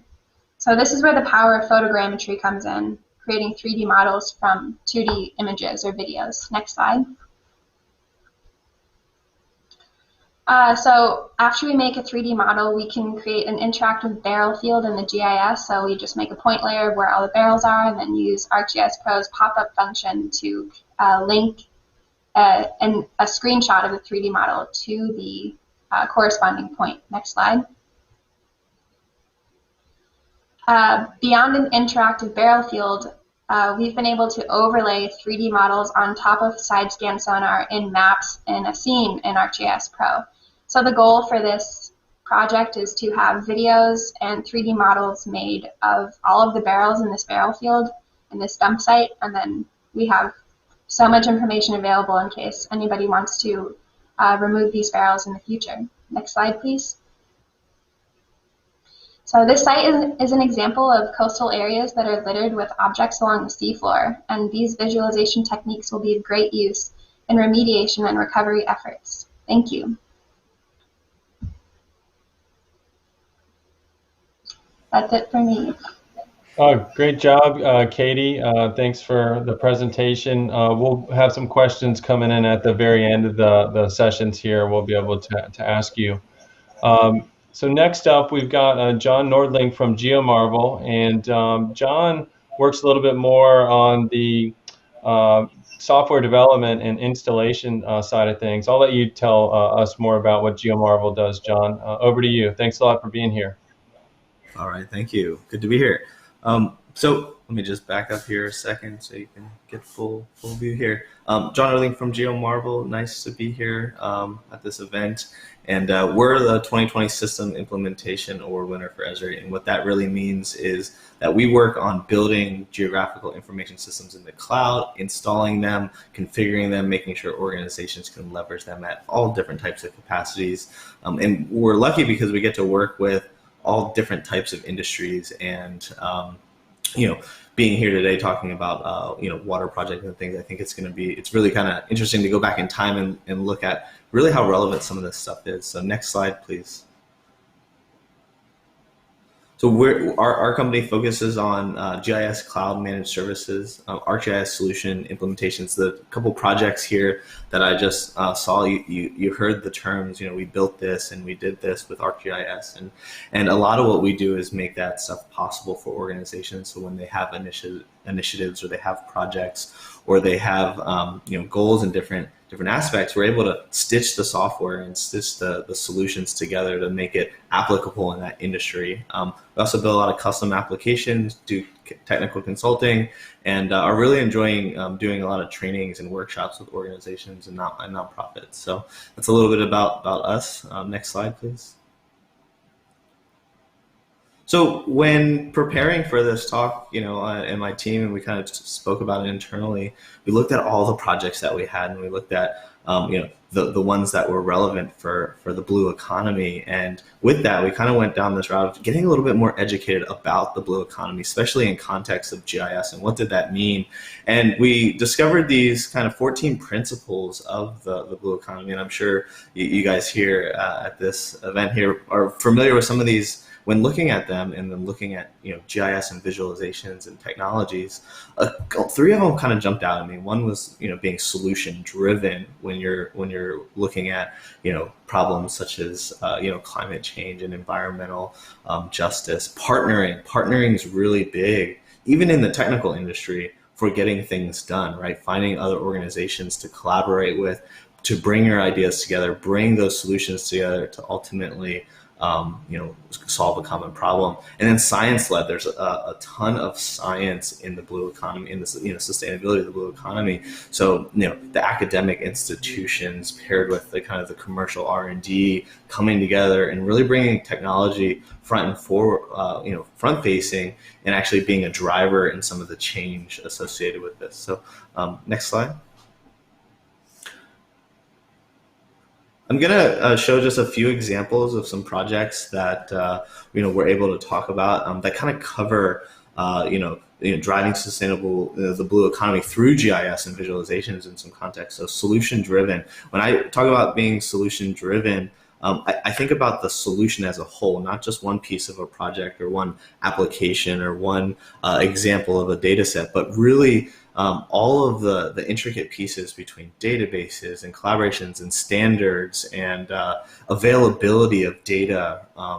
I think of being in the field and doing field work. I think of the analysis side. And then the partnering, we have a great example. We've partnered with the Wilson Center, Earth Day, and the State Department to build out the citizen science application, which lets the individual be a scientist. And there's some really, really great, water missions for this application. So I'm going to show you guys that. And then a science-led application, which really blew my mind when we got to work on the project. And it's really, really water focused, and I'm excited to share Aqua Oso with you guys and their group out of Southern California that really, really is great. They may even be here today, so I'm going to try to find them in some of the networking stuff. Next slide. So fish views. Fish views it was a street view application that was trying to take this concept of how we drive roads, what we do here with our road network, but bring that to the water. Now, when we met this group, the first question I asked was like, why? Why are we doing street views? And trying to understand the problem of actually attaching cameras to waterways. And one really interesting one was when natural disasters happen. So a hurricane comes in and it totally destroys a port, for example, when that port has to get rebuilt, the government gets involved, businesses go down. Real life impact happens when environmental things happen to locations. And this group here, particularly, now they refer to themselves as Earth Views. One of the really great use cases for this was post-disaster in water. So being able to help understand for getting aid from the government to rebuild. Because one of the first questions they get asked when they are working with insurance agencies and things like that is, well, what did it look like before, right? What was here prior? And so there's all this is a really, really cool application which brings 360 camera view to waterways, streams, rivers, ocean banks, etc. So next slide. I encourage you all to look into this group. They partnered great with a lot of organizations. And then in going to the solution driven. So how do you even go about building something like that? So they come to an organization like us. They've got cameras and they've got the boats and they're out there. But then how do you get it into people's hands to actually participate in the technology that goes into that? So this leveraged ArcGIS Online heavily, ArcGIS Enterprise, right? They put it in the marketplace to integrate with other pieces, other partners in the ecosystems. They had a web application. They did a lot of story maps, all the same technology you'll hear everyone else talking about. But behind the scenes, you also have all the desktop software. So things like Pro, and there's a lot of tech tools here that goes into this. And I think part of being in a specific industry and focusing on water and the blue economy, there are going to be some core hammers, right, in your tool belt. And I think ArcGIS and GIS and visualization is definitely a key one for doing a lot of this type of work. So next slide. Here's a really great image of also leveraging other data sets on top of the data that you're collecting. So they have all this rich camera 360 view, but that only mattered to them if it was in context of other data sets. So you can here's the historical flood mapping. So again, another good example of when you're not just looking at one piece of data, but data together coming in to be able to make decisions and do the job. Next question. Next slide, please. Aqua Oso. So this is a custom application that they were focused on providing insight at a parcel level. So let's just forget streams for a second, and say you were going to be purchasing a property. Let's say you were a farmer and you're going to expand your farm, and you're in California and you need to know some basic information about that, right? Like who owns the current parcel now, what information is it, what APN number is it, where is it, what's its historical document. So there's all this tabular information associated with it. Aqua Oso's mission which is really interesting, is about providing some environmental data alongside that. So do I sit on top of an aquifer? Where does the water come from that's going to fuel the stream? What type of soil is it? How does that soil react to certain volumes of water, right? So there's this environmental data here that can be leveraged. Next slide. That goes on top of the data that they currently have, right, with the parcel information to provide lenders, the farmers who are actually purchasing this land some data to be able to understand the value of their actual property. So it's no longer just above ground value, but it's also about the natural resources that are on that property that create a different value for that land, and also can be used for protecting certain areas. So saying, hey, the government can step in and say, hey, this area is preserved, right, because of things that you can't necessarily always see with your eyes, right? You have to be able to look at it at different scales and different depths to really make informed decisions and visualizations and GIS. I like the slogan that Ezra had, seeing what others can't, right? So seeing data together isn't really always available at the fingertips. So it's groups like Aqua Oso that bring that together all together,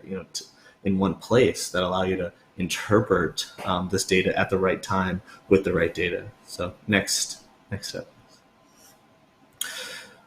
They partnered with a lot of agencies out there to get national soil data. There's also the parcel data, which if you have ever worked with parcel, you can know that parcel data can be very messy. But I would encourage you all to look at the Living Atlas on ArcGIS, because 99% of the time the data is there. It's available, and you have access to create applications like this. Next slide, please. Earth Challenge, one of my favorites. So Earth Challenge is about leveraging mobile technology to increase citizen science engagement. And what a big statement, right? Like, we're going to get the citizens involved to participate in scientific efforts. And if you've ever heard of Earth Day, they're an awesome nonprofit. Look, right here at DC, the Wilson Center was such an innovative group of folks, and then the State Department coming together and saying, let's create an application that we can put into everyone's hands, that they can participate in actual scientific action, and collect data together. And so there's some key initiatives here. There's plastic pollution, understanding the insects, air quality, water, climate change, etc. Right? And so these questions and these research questions are evolving over time. And one of the ones we're getting ready to start is water, which we're very excited. So plastic pollution, next slide, please, is a application that kind of got us thinking about water a little bit. So you log into the application and you can be walking down the street, and you could report a piece of plastic, and that plastic is going to be used for helping machine learning identify, because we have satellites in space that can help understand what the volume of plastic in the world. Also just providing engagement on, did I throw this away? Did I leave it? Understanding about what we did with the actual plastic. And imagine that on the water and on the coastline when we're trying to clean up coast, where groups get together. I don't know about you all, but I've definitely over the years participated in kind of community-based cleanups where you're able to get together, you get a cool t-shirt, you clean up, you get a couple bags, you pick up the trash. It's that same concept, right? And so getting involved there. I'm excited that the cleanup initiative part of this app is going to be where you can go in and you can log in, you can sign up for a cleanup, you can get out there on the coastline, and you can participate in cleaning up the waterways and our shores. So excited to see that come out of Earth Challenge. Next slide, please. So I want to kind of just close out here and going back to solution-driven partnering, and by no means am I an expert in the blue economy, but I can certainly say, as a GIS company, working inside GIS and visualizations, I see the blue economy everywhere.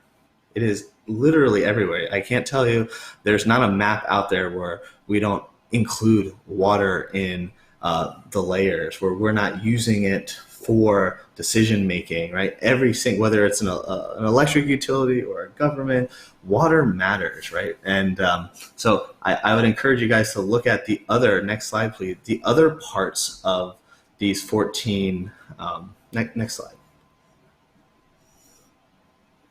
I would encourage everybody to look at these other 11 or so principles, and also try to find where technology and innovation and are pieces of that. And I'm sure there are. So again, the ones that I had identified participating in the sustainability for the blue economy is really these bottom three: solution driven and partnering, which I think is huge, and science led. So nice to be here with everybody. Looking forward to answering some questions, and that's all I have. Thanks a lot, John. I appreciate it. Our next speaker from Fugro is Catherine Rovang, and I'm excited to hear about how she's using GIS and visualization, and I think we're going to probably hear a little bit about data management too from Catherine. So looking forward to hearing more about what you do, Catherine, and how Fugro uses GIS and visualization in your work. So thanks a lot for being here.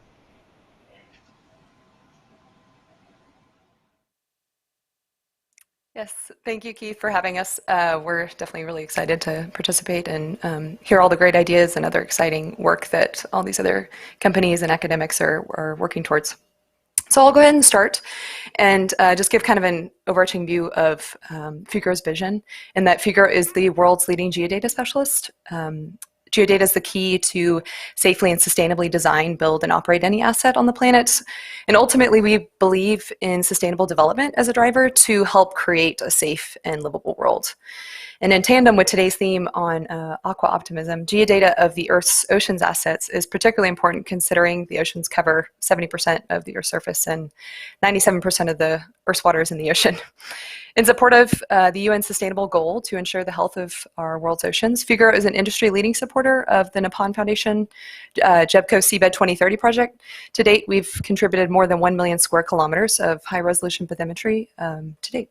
And next slide, please. Around the world, whether onshore or under the ocean, Fugro carries out integrated site characterization studies to understand the site conditions within an asset development area. These studies involve the integration of several data sets, such as geotechnical, geological, and geophysical, to name a few that are shown there. Ultimately, it's all to develop a ground model. The ground model is a live, up-to-date state of knowledge of the site conditions relevant to the development. We essentially combine all the different data sets into an integrated interpretation using our enterprise GIS platform. This ultimately provides access to the developing ground model through data analysis and visualization, but also it facilitates communication and efficient data management within the project team. And ultimately, the innovation isn't that we acquire the data or that we assemble the ground model, we build the ground model. It's more that we extract information from the ground model and then provide effective advice to our clients so that they can in turn effectively operate their construction projects and infrastructure more safely, sustainably, and efficiently.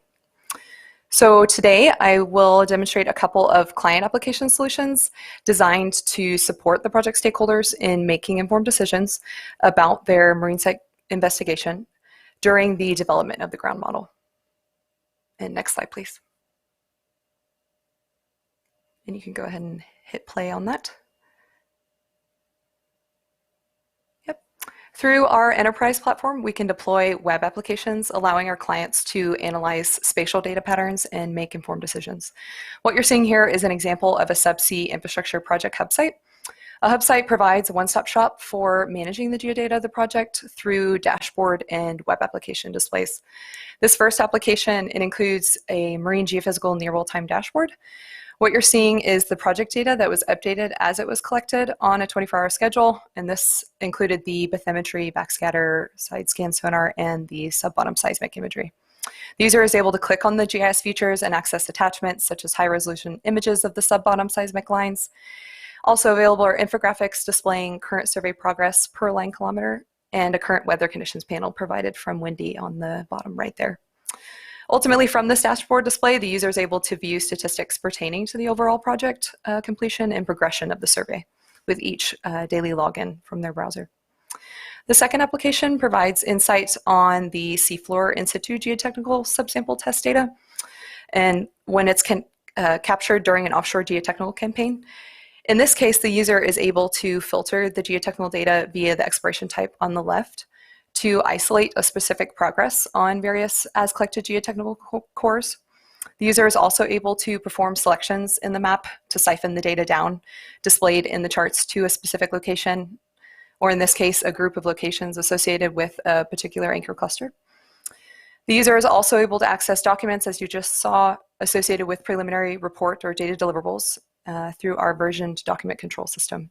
In addition to the charted data, infographics at the bottom provide a quick summary of completed locations. And this third application, very similar to the last that you saw, but in this case, it is a data analysis dashboard providing the client preliminary results from the geotechnical lab testing as well as the ongoing geophysical interpretation. The user is able to isolate borehole lab result data in the borings charts shown there in the middle by selecting a boring in the list on the left, as well the cone penetrometer tests can be selected from the list on the left, and the CPT readings will be displayed in the charts all the way to the right. The user is able to isolate specific locations to determine soil strata breaks interpreted from the geotechnical data, as well as the geophysical horizon thresholds as determined from the geophysicist based on that histogram on the bottom. The integration of these two simultaneous interpretations presented in the data analysis dashboard ultimately provides transparency between the internal and external project stakeholders and transparency to the development of the subsea ground model. That'll be it for me.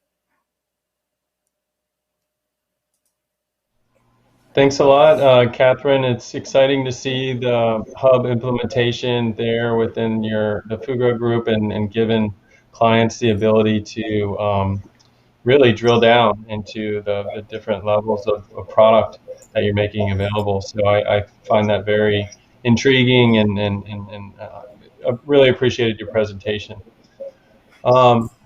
Next up, we have Emily Smale, who is from NOAA, but is also from the Geo Blue Planet team. I had the opportunity to work with Emily quite a bit over the past year, and I'm really excited that she's here today to talk about some of the work that she does, hopefully both at NOAA and Geo. So over to you, Emily. Thanks for being here.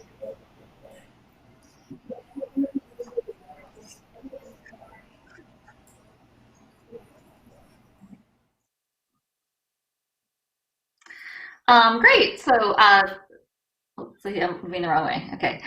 So thank you so much, Keith. And as Keith mentioned, I'm based at NOAA's Satellite Oceanography and Climatology Division.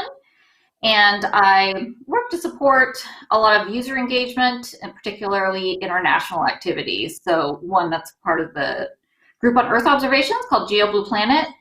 And today I'm going to give you an overview of some of the GIS applications that the Satellite Oceanography Division at NOAA uses and how we also use some of this information for some of the international projects. Next slide.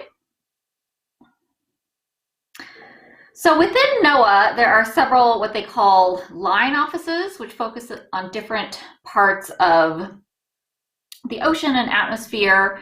And we are based in the National Environmental Satellite Data and Information Service. So the acronym for that is NESDIS.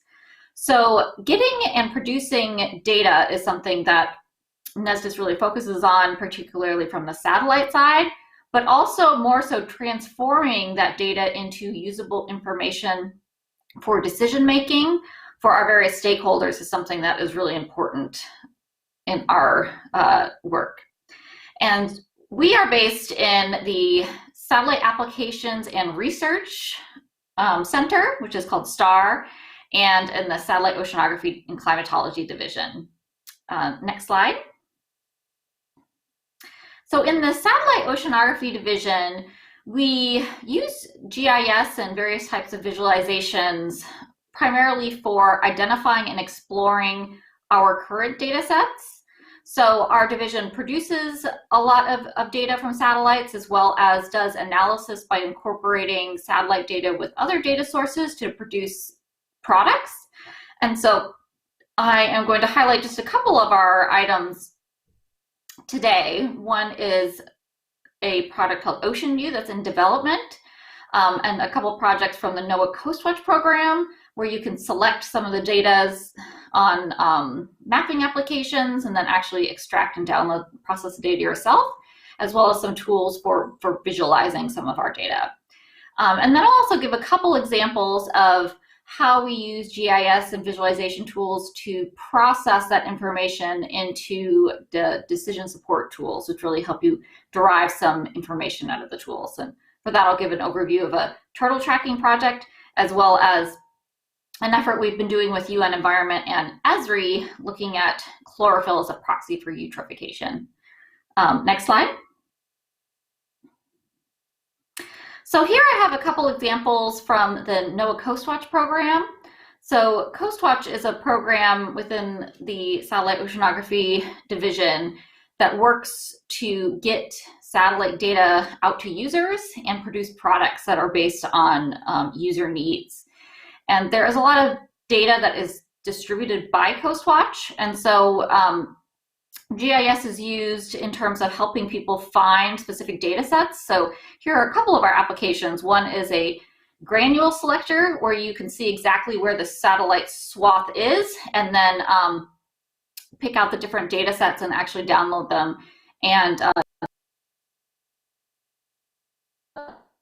a Coast Watch data portal that allows you to visualize a lot of the information, and is really helpful for looking for trends or identifying which data sets you'd like to access. Next slide. And within SOCD, we are also developing a product called Ocean View, which is really looking to be a tool to help people identify different trends and to overlay different data sets. So I have a couple examples here. So these are both from Hurricane Ida, which was recent.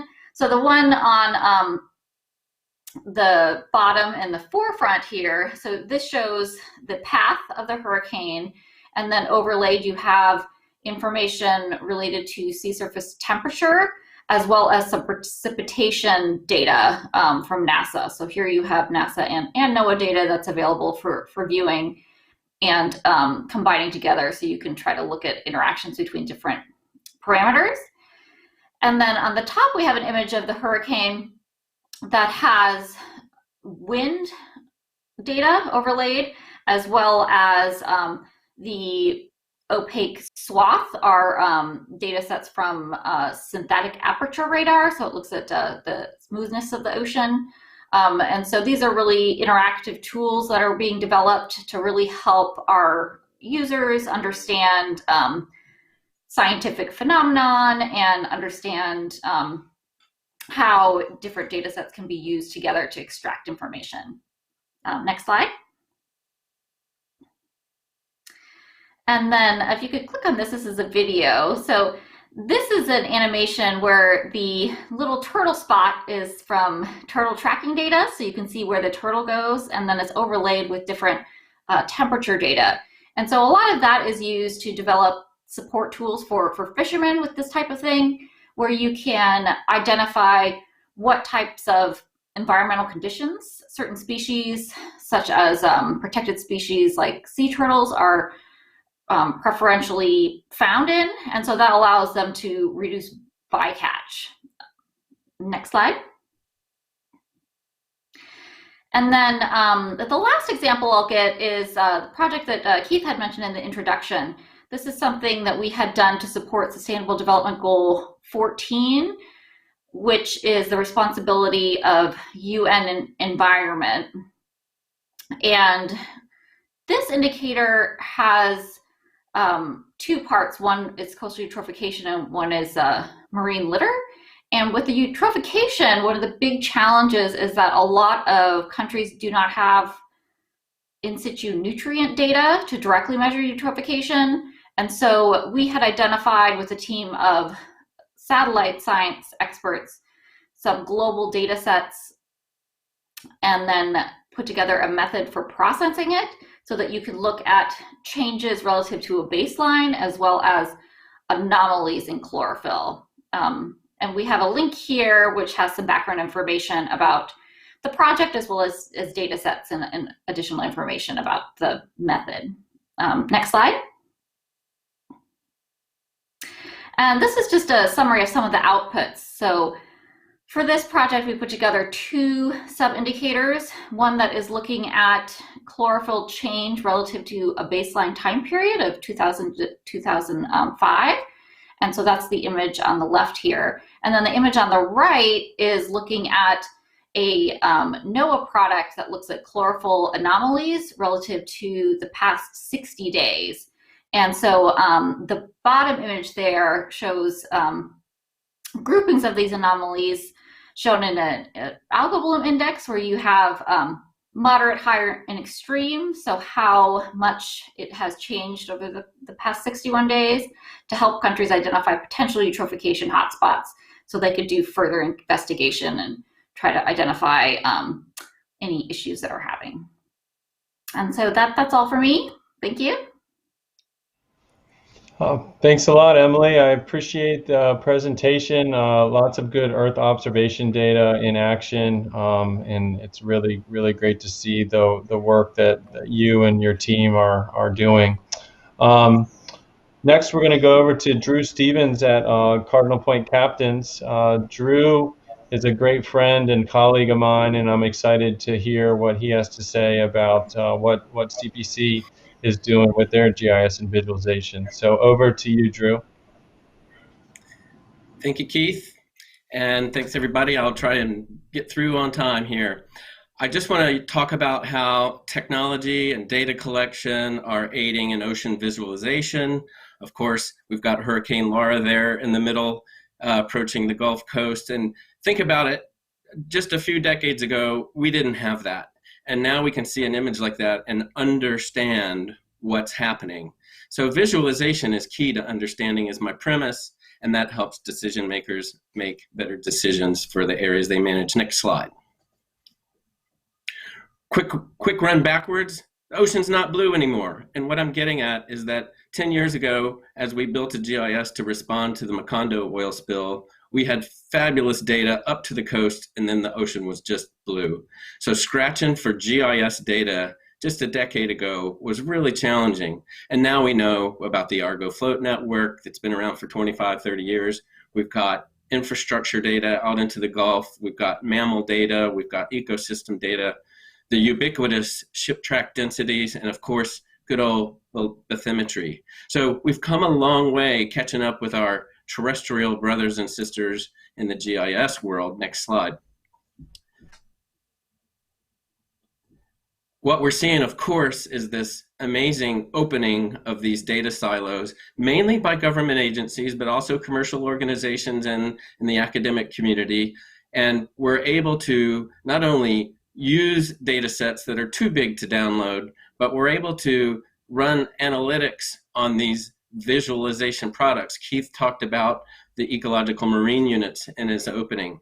So that's a premise that I say is making everything much easier now. Next slide. So I got to mention the robots, the AUVs, the autonomous surface vessels, and now of course Ocean Aero has the autonomous underwater and surface vessel that can drop the sail and still dive to 200 meters and do its work. Next slide. Why are these important? Next slide, please. Next slide, please.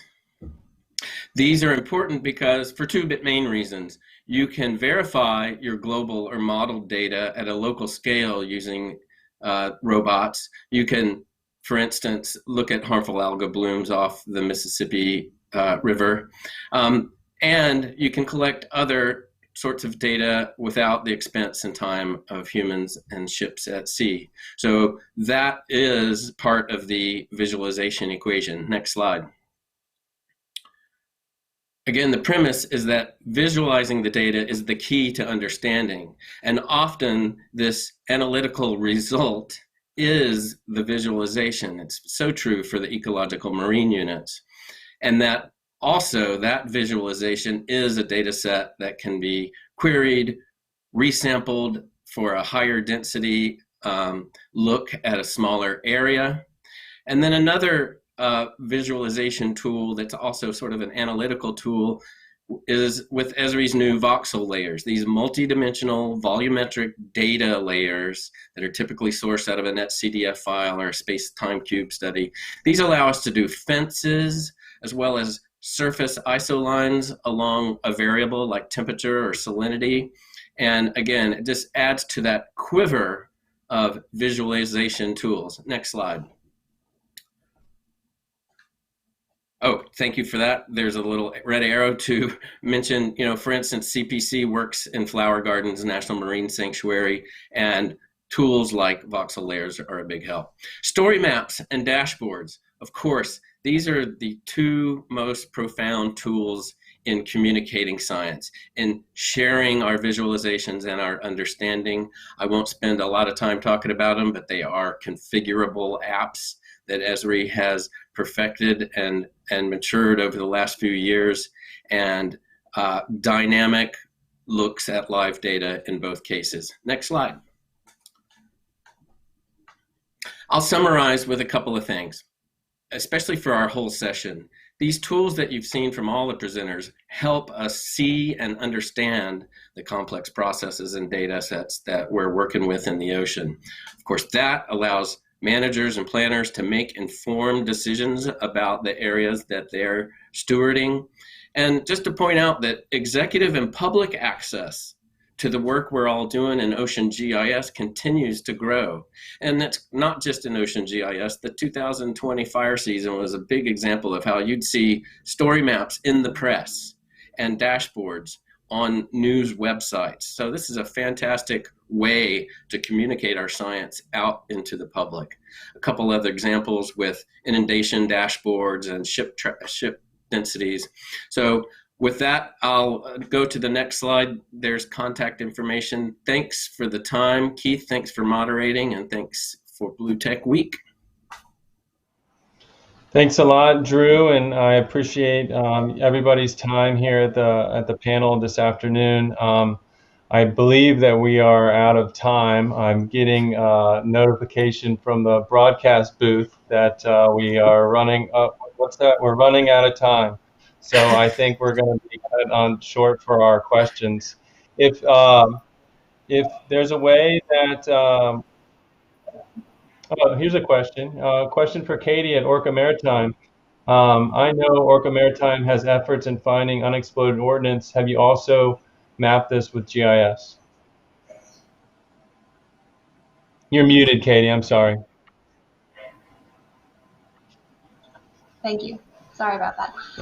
We have a dashboard of a point layer connected to attributes in a table, the GIS, of mines, unexploded ordnance, all sorts of debris, just a giant layer of stuff that we have found off the coast of San Diego.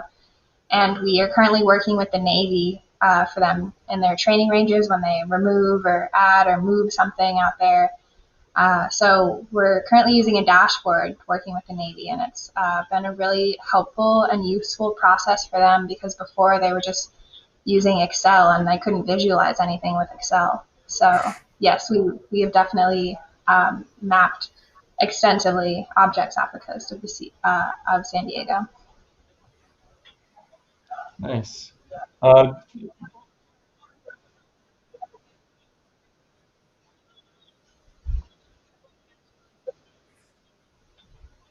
Sure.